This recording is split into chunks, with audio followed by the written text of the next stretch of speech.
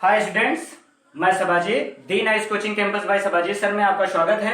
यदि आप नए स्टूडेंट हैं और चैनल को सब्सक्राइब नहीं किए हैं तो चैनल को सब्सक्राइब कर लीजिए, जिससे आने वाली वीडियोस का पता आपको चलता रहेगा स्टूडेंट्स।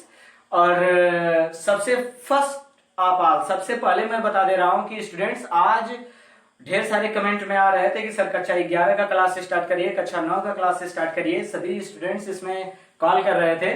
तो आज मैं कक्षा 11 का फिजिक्स स्टार्ट करने जा रहा हूं स्टूडेंट्स।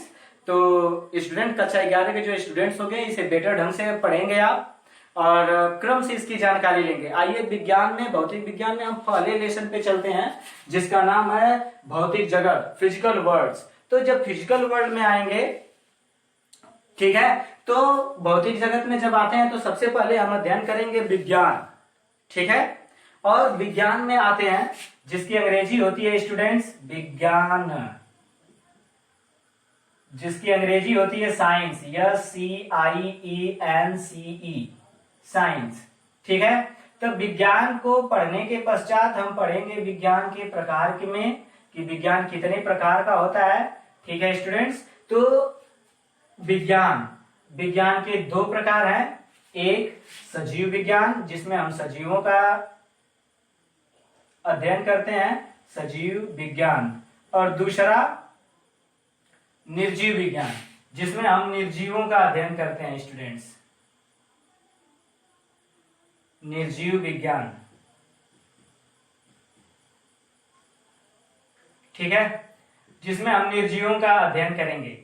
और ये जो मैं बता रहा हूं मैक्सिमम लोगों को ये बातें कंफ्यूज करेंगी, क्योंकि आप सुने होंगे भौतिक विज्ञान, रसायन विज्ञान, खगोल विज्ञान, कृषि विज्ञान, ठीक है, ढेर सारे मैटर। सर कितने प्रकार के होते हैं? मुख्य रूप से हम लोग फिजिक्स, केमिस्ट्री और बायोलॉजी 3 जानते हैं। नहीं, विज्ञान हम जानेंगे विज्ञान 2 प्रकार का, सजीव विज्ञान और निर्जीव विज्ञान।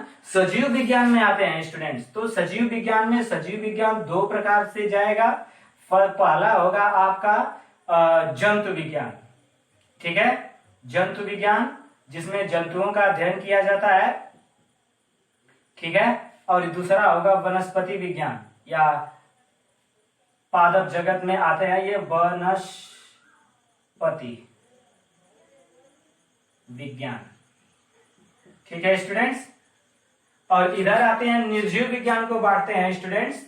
तो निर्जीव विज्ञान 2 प्रकार का होगा, एक होगा पहला हमारा भौतिक विज्ञान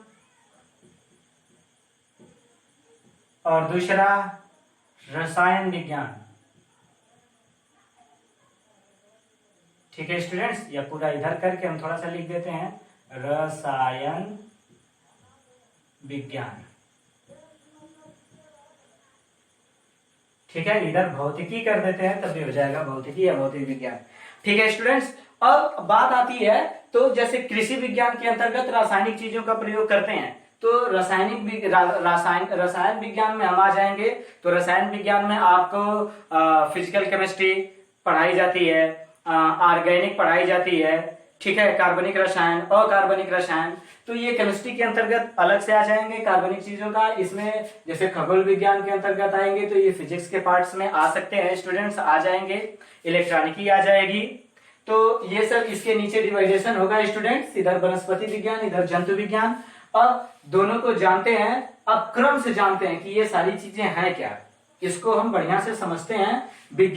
विज्ञान के बारे में मैं नीचे समझाने और बताने जा रहा हूं स्टूडेंट्स, मेरी बातों को सुन करके परिभाषा लिखिएगा। कक्षा 6, 7, 8 तक आपने विज्ञान की परिभाषा लिखा होगा। किसी भी वस्तु के सुसंगठित, सुव्यवस्थित, क्रमबद्ध ज्ञान को विज्ञान कहते हैं, ठीक है स्टूडेंट्स। वो भी परिभाषा अपने आप में बिल्कुल सही थी, परिभाषा बिल्कुल गलत नहीं है। विज्ञान का मतलब ही विशिष्ट ज्ञान होता है, ठीक है। लेकिन आइए विथ एग्जांपल हम समझते हैं, ठीक है। तो जो विज्ञान साइंस शब्द है SCIENCE, जो साइंस शब्द है लैटिन भाषा के साइंटिया से लिया गया है, SCIENTIA।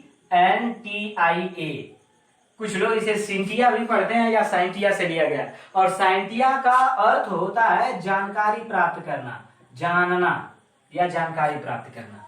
अगर परिभाषा बताई जाए स्टूडेंट्स विज्ञान की, तो वही परिभाषा है, या नॉर्मल ढंग से भी बोल सकते हैं किसी भी वस्तु की क्रम से जानकारी प्राप्त करना ही विज्ञान कहलाता है स्टूडेंट्स।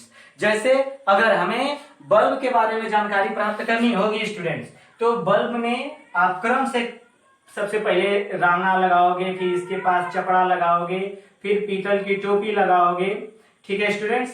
फिर इसे थोड़ा सा आगे बढ़ा के और इसमें आओगे स्टूडेंट्स। इसमें आने के पश्चात फिर कांच के बल्ब से इसे हर तरफ से पैक करोगे, रांगा से लगा हुआ 2 मीटर लाओगे स्टूडेंट्स, और यहां से चालक तार को आप क्या करोगे कि यहां से ऐसे चालक तार को बढ़ा करके इसमें जोड़ोगे।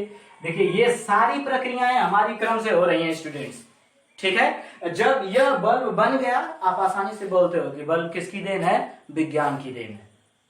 तो स्टूडेंट्स आपने समझा कि विज्ञान क्या है? किसी भी वस्तु की क्रम से जानकारी प्राप्त करना ही क्या कहलाता है? विज्ञान कहलाता है। एग्जाम्पल में आप लोग रख देंगे, बल्ब विज्ञान की देन है, मोबाइल विज्ञान की देन है, कैमरा विज्ञान की देन है। ये सारे जो मैटर हैं विज्ञान के अंतर्गत आते हैं, ठीक है स्टूडेंट्स। तो आप आसानी से बता लेंगे, ठीक है। परिभाषा एक बार फिर से बता दे रहे हैं। जब विज्ञान की परिभाषा लिखिएगा तो स्टूडेंट्स लिखिएगा साइंस शब्द लैटिन भाषा के साइंटिया से लिया गया है, जिसका अर्थ होता है जानकारी प्राप्त करना, अर्थात किसी भी वस्तु की क्रम से जानकारी प्राप्त करने की प्रक्रिया ही विज्ञान कहलाती है, ठीक है।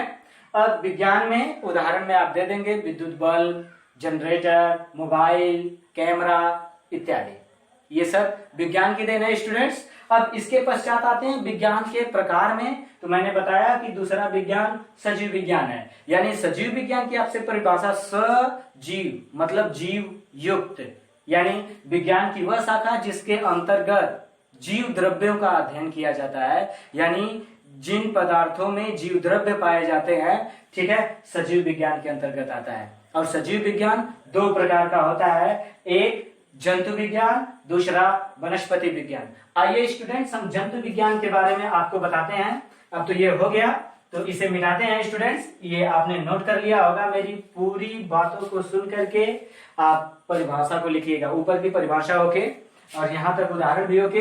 अब सजीव विज्ञान की परिभाषा मैंने बताया, ठीक है। विज्ञान की वह शाखा जिसके अंतर्गत जीव द्रव्यों का अध्ययन किया जाता है सजीव विज्ञान कहलाता है।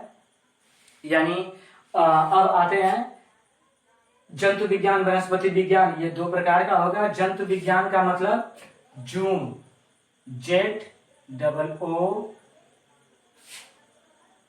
ZOOES, जूस प्लस लॉजीज या लॉजी कर दो आप, सीधे हो जाएगा, ठीक है। मतलब इसका मतलब होता है चरने वाले जीव, यानी चबा के खाने वाले जीव, ठीक है। चरने वाले जीवों का अध्ययन,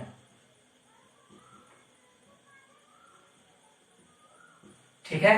यानी जंतु विज्ञान में कौन कौन आएंगे, ठीक है। सजीव विज्ञान या विज्ञान की वह शाखा जिसके अंतर्गत चरने वाले या चबा के खाने वाले जीवों का अध्ययन किया जाता है जंतु विज्ञान कहलाता है स्टूडेंट्स। हम लोग भी चबा के खाते हैं, जंतु विज्ञान के अंतर्गत ही आएंगे स्टूडेंट्स, इस बात का ध्यान रखिएगा। यानी आप समझ गए, चरने वाले जितने भी जीव होंगे अर्थात जो भोजन के लिए दूसरों पर निर्भर रहते हैं, ये हो जाएंगे जंतु विज्ञान के अंतर्गत आएंगे स्टूडेंट्स। आपको जंतु विज्ञान जब पढ़ाया जाएगा, ठीक है, तो इसकी परिभाषा लिख करके, ये वाली बात लिख करके लिख सकते हैं सजीव विज्ञान या विज्ञान की वह शाखा जिसके अंतर्गत, ठीक है, चरने वाले जीवों का या चबा के खाने वाले जीवों का अध्ययन किया जाता है जंतु विज्ञान कहलाता है।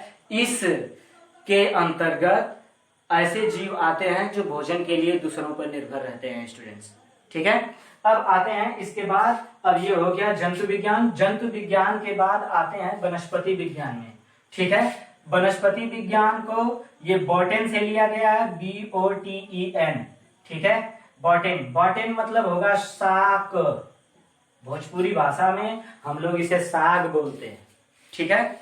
यानी विज्ञान की वह शाखा जिसके अंतर्गत हम शाकों का अध्ययन करते हैं, ठीक है, वनस्पति विज्ञान कहलाता है। शाक का मतलब ऐसे जीव जिसमें पर्णहरिम पाया जाए, शाकों में ही पर्णहरिम का मतलब पत्ते का हरा होना, क्लोरोफिल का पाया जाना, ठीक है।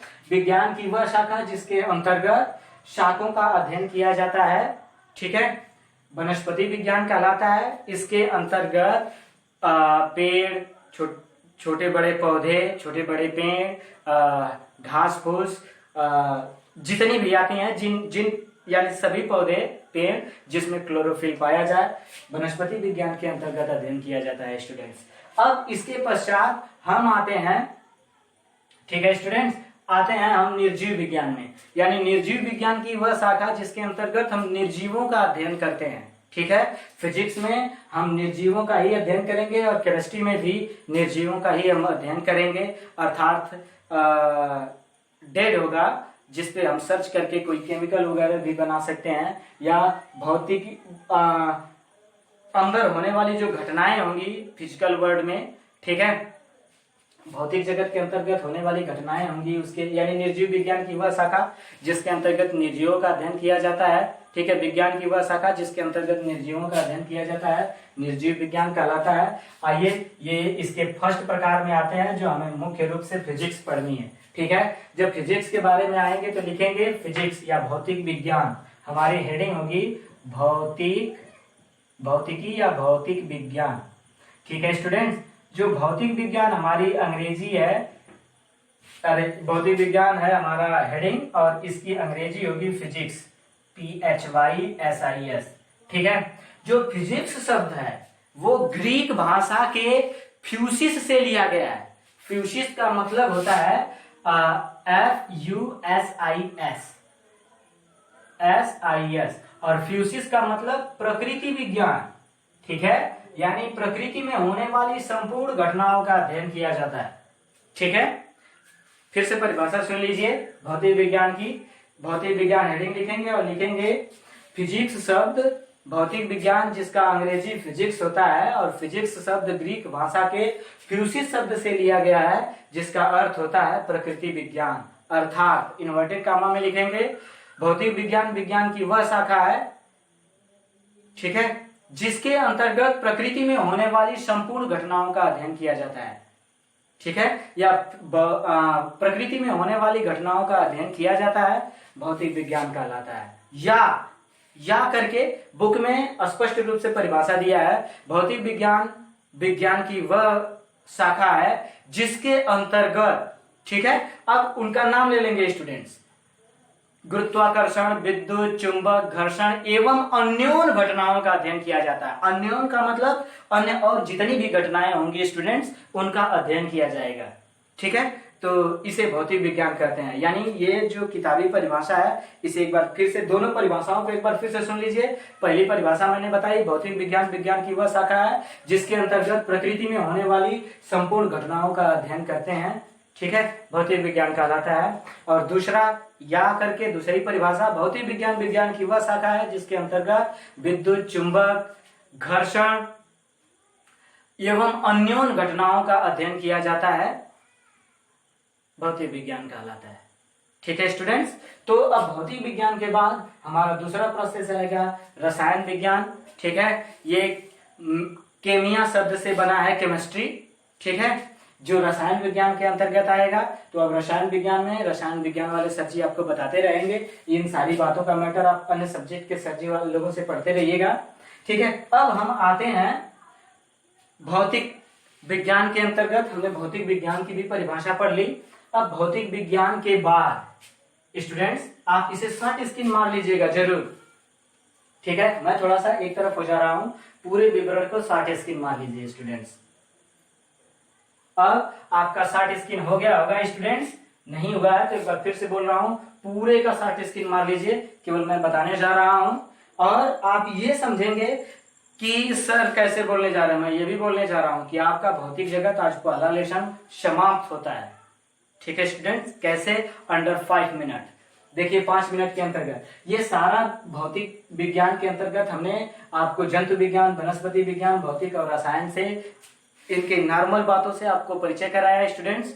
अब इसके अंतर भौतिक विज्ञान में आपने इसे 60 स्क्रीन मार लिया होगा स्टूडेंट्स। अब आते हैं भौतिक विज्ञान के अंतर्गत कुछ बातों को आपको बताते हैं। ठीक है, अब भौतिक विज्ञान में जब हम जानेंगे भौतिक विज्ञान, ठीक है स्टूडेंट्स, तो अब भौतिक विज्ञान में आते हैं। तो भौतिक विज्ञान में बताते हैं, देखिए भौतिक विज्ञान में आपको कार्य सामर्थ्य ऊर्जा के बारे में पढ़ना होगा। ऊर्जा संरक्षण के नियम के बारे में थोड़ा बहुत दिया है इस लेसन में, कार्य समर्थ ऊर्जा के बारे में भी दिया है, विद्युत के बारे में भी दिया है, चुंबक के बारे में दिया है, गुरुत्वाकर्षण के बारे में दिया है। यानी फिजिक्स के हर लेसन से थोड़ा थोड़ा भौतिक जगत के अंतर्गत डाल दिया है स्टूडेंट्स। तो ये थोड़ा थोड़ा बताने का कोई मतलब ही नहीं है, क्योंकि आगे सारे लेसन में आपको मिलेगा स्टूडेंट्स। 12 में जाओगे तो विद्युत मिलेगा, चुंबक मिलेगा, प्रकाश मिलेगा। 11 के आगे वाले लेसनों में आपको मापन पढ़ाना ही है, कार्य सामर्थ्य ऊर्जा पढ़ाना ही है। तो सारे लेसन इसमें मिलेंगे स्टूडेंट्स। इसलिए हम क्या करते हैं कि इस विज्ञान का पूरा डिटेल बताने के पश्चात आते हैं प्रमुख भूगोलवेत्ता, देश, उनके देश और उनका सिद्धांत क्या है। इसको सारी बातों को बता करके अभी मैंने जो बताया कि विद्युत, चुंबक, कार्य सामर्थ्य ऊर्जा, ऊर्जा संरक्षण का नियम, ये सारा क्रम से हम लेसन में पढ़ते जाएंगे और इस लेसन में हम इसका अध्ययन कर लेते हैं स्टूडेंट्स। तो देखिए इधर हमारी हेडिंग बनी हुई है। देखिए हेडिंग क्या, प्रमुख भूगोलवेत्ता, उनके देश तथा उनका सिद्धांत। तो एक कॉलम में हमने बताया कि ये हमारे भूगोलवेत्ता हैं, ये देश है और ये अन्वेषण कार्य है उनका। अब इसके नीचे भूगोलवेत्ता में आते हैं तो माइकल फैराडे आता है, माइकल फैराडे या sir Isaac Newton. Sir Isaac Newton आता है स्टूडेंट्स, ये वैज्ञानिक है इंग्लैंड का और इन्होंने दिया था सार्वत्रिक गुरुत्वाकर्षण का नियम और गति विषयक नियम। ठीक है स्टूडेंट्स। दूसरा वैज्ञानिक है माइकल फैराडे, ये भी इंग्लैंड का है और इन्होंने विद्युत चुंबकीय प्रेरण और डायनेमो का आविष्कार किया था स्टूडेंट्स। आते हैं जे थॉमसन के बारे में बताते हैं, ये भी वैज्ञानिक इंग्लैंड के हैं, इलेक्ट्रॉन की खोज किए थे स्टूडेंट्स इन्होंने। अब जे थॉमसन के बाद क्लार्क मैक्सवेल हैं, ये भी इंग्लैंड के वैज्ञानिक हैं, विद्युत चुंबकीय सिद्धांत के बारे में इन्होंने बताया था। अगला जेम्स चैडविक हैं, इंग्लैंड के ही वैज्ञानिक हैं, इन्होंने न्यूट्रॉन की खोज की थी स्टूडेंट्स। ठीक है। अब इसके बाद यानी आप जाने तो देखिए 5 वैज्ञानिक मैंने इंग्लैंड का एक साथ में रखा हुआ है, 5 वैज्ञानिक देखिए आपका भारत का रखा हुआ है, 4 वैज्ञानिक आपका अमेरिका का रखा गया है, नीदरलैंड, फ्रांस, इटली, डेनमार्क, सभी देशों के वैज्ञानिकों को भी रखा है और उनके सिद्धांतों को भी रखा है स्टूडेंट्स। आप अगर नोट कर लेते हैं तो आपको याद करने में सुविधा रहेगी स्टूडेंट्स।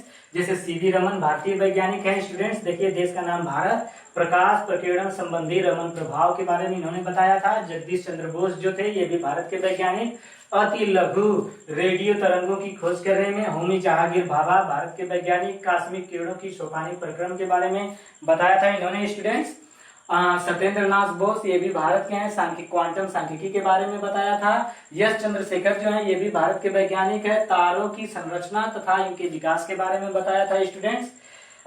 W.J. वार्डिन ये अमेरिका के वैज्ञानिक है, ट्रांजिस्टर की खोज की थी इन्होंने और अतिचालकता का सिद्धांत बताया था। C.D. एंडरसन अमेरिका के ही वैज्ञानिक है, पजिस्ट्रॉन की इन्होंने खोज की थी स्टूडेंट्स। ग्राहम बेल अमेरिका का ही वैज्ञानिक है, टेलीफोन की खोज की थी इसने, मोस्ट इंपॉर्टेंट है। एडिसन अमेरिका का ही वैज्ञानिक है, ठीक है, इन्होंने विद्युत बल्ब की खोज की थी स्टूडेंट्स। और डेनियल बर्नौली नीदरलैंड का वैज्ञानिक, बर्नौली प्रमेय के बारे में इन्होंने बताया था स्टूडेंट्स। हेनरी बैकुरेल जो है फ्रांस के वैज्ञानिक हैं, इन्होंने रेडियो एक्टिविटी की खोज की थी स्टूडेंट्स, इन्होंने बताया था, ठीक है, यूरेनियम को लेकर के। नील बोर वैज्ञानिक डेनमार्क का है, जिन्होंने हाइड्रोजन की संरचना के बारे में बताया था स्टूडेंट्स। और अंत में गैलीलियो है जो इटली का वैज्ञानिक है, जिन्होंने जड़त्व का नियम दिया था स्टूडेंट्स। ऐसे ढेर सारे ऐसे प्रमाण अभी होंगे आपकी बुक में, उन्हें नोट कर लीजिएगा स्टूडेंट्स। और ये इसे भी आप शॉर्ट स्क्रीन मार सकते हैं या दोनों के साथ आपने शॉर्ट स्क्रीन मारा होगा तो कोई बात नहीं है स्टूडेंट्स, आपको सारा विवरण आपको मिलेगा, या इसे बड़ा और जूम करके आप इसे शॉर्ट स्क्रीन मार लीजिए। आज फर्स्ट लेसन आपका समाप्त होता है और इसमें जो छोटी मोटी हेडिंगें बची थी स्टूडेंट्स हर लेसन में करके पूरा विस्तार से समाप्त हो जाएंगी। तो आज आपका कक्षा 11 का फर्स्ट लेसन भौतिक जगत एक ही दिन में समाप्त होता है और अगले दिन हम भौतिक राशियों का मापन लेके आएंगे स्टूडेंट्स। हमारा वीडियो कैसा लगा कक्षा 11 के समस्त स्टूडेंट हमें जरूर बताएंगे और कमेंट बॉक्स में लिखेंगे। आप स्टडी अच्छे से करिएगा स्टूडेंट्स, जो बात समझ में नहीं आई उसे मुझे जरूर बताइएगा। आज के वीडियो के लिए बस इतना ही स्टूडेंट्स, धन्यवाद।